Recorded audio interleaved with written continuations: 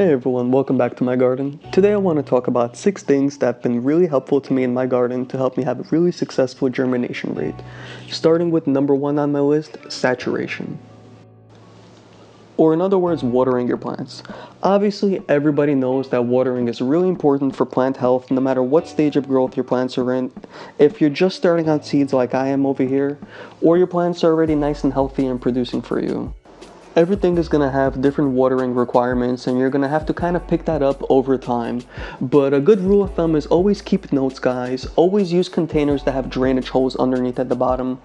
Never use anything with no drainage because that's a surefire way to get things like mold and bacteria and pathogens will spread really fast throughout your system. It's really difficult to try to treat your system for things like that, but it's really easy to prevent it from actually ever starting.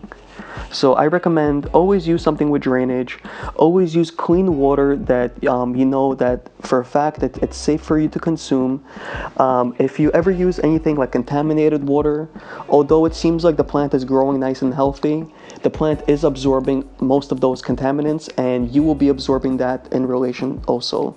So it's a good idea, always keep it nice and clean and as sterile as possible. If it's safe for you, it's safe for the plant. Which leads me into number 2 on my list, which is humidity. Ideally, you'd like to keep your humidity percent somewhere between like 50 to 80% humidity throughout your grow space. That'll kind of create the perfect environment for your plants to germinate and your seeds to sprout. You could always use a little spray pump bottle like I am to try to increase the humidity in your grow space if it is a little bit low. You could also use something like a propagation kit. Works really well. Ziploc bags work super well and it kind of simulates a little greenhouse effect, and it keeps a lot of the humidity inside the container. Which leads me to our next one on our list, which is our temperature. Temperature is super important for your plants, guys. Make sure it's not too hot as well as not too cold because your plants will really suffer and it will not grow as well as you want it to. You want to maintain temperature somewhere between like 65 to 85 degrees. That should be pretty perfect. That's Fahrenheit. Obviously Celsius would be crazy high temperature for that. But you want to try to maintain the proper climate in your grow space, as well as you could use a heat mat. Will really help you have a much better germination rate, and it'll keep the seeds nice and warm before they're able to sprout and the roots are going to be able to take hold. That leads me into the next one, which is directly related to temperature, is our grow lights, number 4 on our list. Grow lights is super important. Regardless of which ones you're using, they'll definitely have different effects on your grow space. Some grow lights have more of a blue spectrum, so it's better for vegetative growth, when other grow lights are more of a red spectrum, and that's much better for flowering stages. Regardless of what grow lights you're using, guys, they're going to generate different amounts of heat, so it's a really good idea to kind of like do some research and try to figure out what grow lights work best for your space. But most important is having a light schedule. You want to make sure you're not running your lights 24/7. And just as important as it is for your plants to get lights, it's just as important and crucial for your plants to have a night period and lights to be off. Generally, most people run their lights like 14 hours, 16 hours, 18 hours a day, and the rest of the period being nighttime. Nighttime is usually when the plants develop and grow a lot, so just like humans, it's really important for us to have our nighttime rest where we sleep and re-energize and our body heals itself. Plants kind of act in the same way, guys, which leads us to number 5, which is airflow.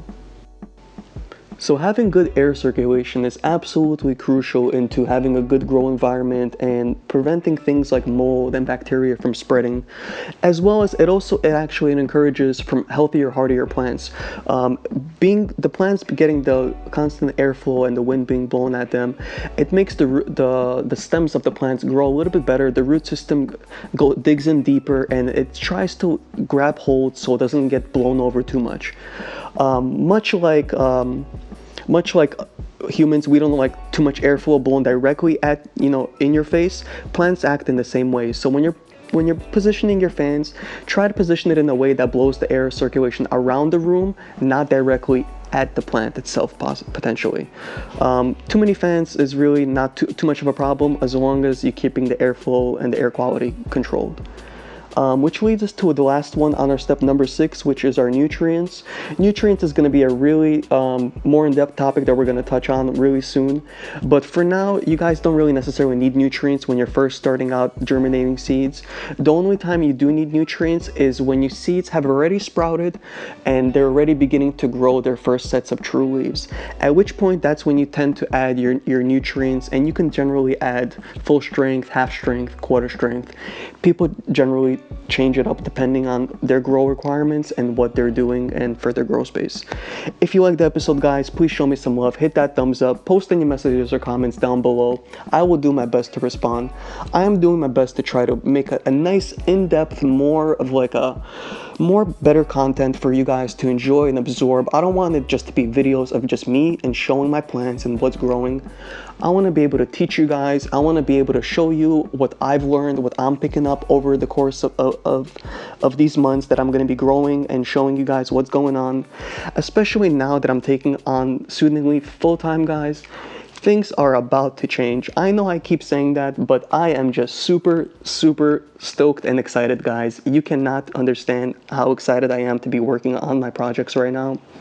I am developing a whole lot right now, and in the future, if you guys are interested, I am going to be running classes. I'm going to be doing seminars together where I'm going to teach you guys more in depth. It's really hard to be able to talk on every subject that I have in these videos, so I'm going to make this package where it's probably going to be like an hour-long classes, something like that.